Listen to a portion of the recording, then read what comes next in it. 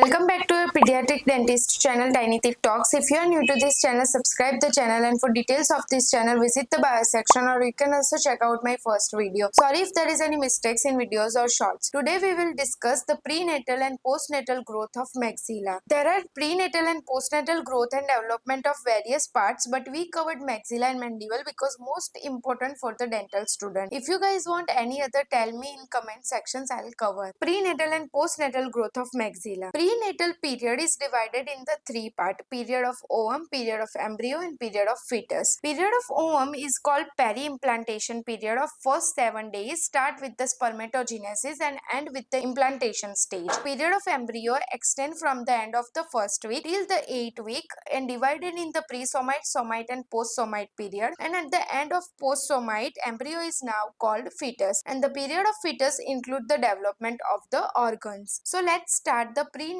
development of the maxilla. So development of maxilla start at 4th week of gestation. Around the 4th week, a prominent bulge appear on the ventral aspects of the embryo corresponding to the developing brain, and below this bulge there is a shallow depression called the stomatium, which correspond to the primitive mouth. So mesoderm covering the forebrain, which proliferate and overlap stomatium to form the frontonasal process. First pharyngeal branch called the mandibular arch forms the lateral wall of stomatium, gives off a bud from its dorsal aspects called the maxillary process and ventromedial growth, which is known as the mandibular process. There is a bilateral localized thickening over ectoderm overlaying frontonasal process called nasal placodes.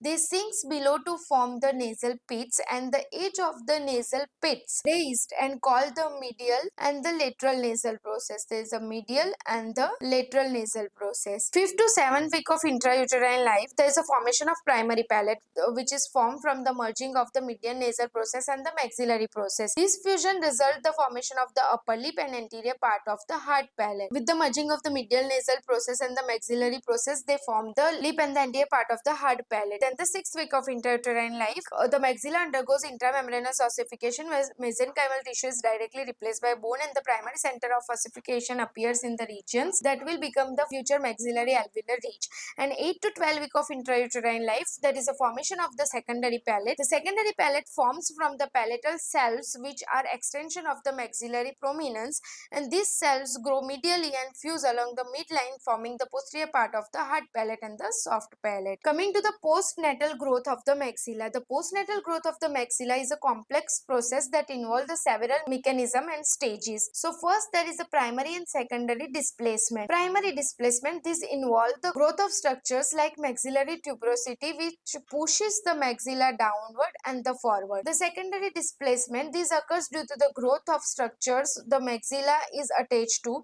such as the cranial base. The second is the growth at suture. The maxilla grows at the sutures connecting it to the cranial base and other bones. This growth is essential for the overall expansion of the maxilla. Coming to the surface remodeling, this involves the deposition and resorption of the bone on the surface of the maxilla, which help in increasing its size, shape and contour. So resorption on the lateral surface and the resorption on the external surface of the orbital rim for the lateral movement of the eyeball, surface depositions on the superior, lateral and the anterior surface of the floor of the orbit. Deposition along the posterior aspects of the maxillary tuberosity, which is third molar accommodation. Resorption along the lateral wall of the nose, increase the size of nasal cavity. Resorption on the anterior surface and deposition on the posterior surface of the zygomatic bone. Then there is a bone deposition along the alveolar margins to accommodate the teeth. Then palatal remodeling. The palatal region of the maxilla undergoes remodeling following the V principle, which involves the coordinated growth of the palatal cells and the surrounding structures. There are various influencing factors.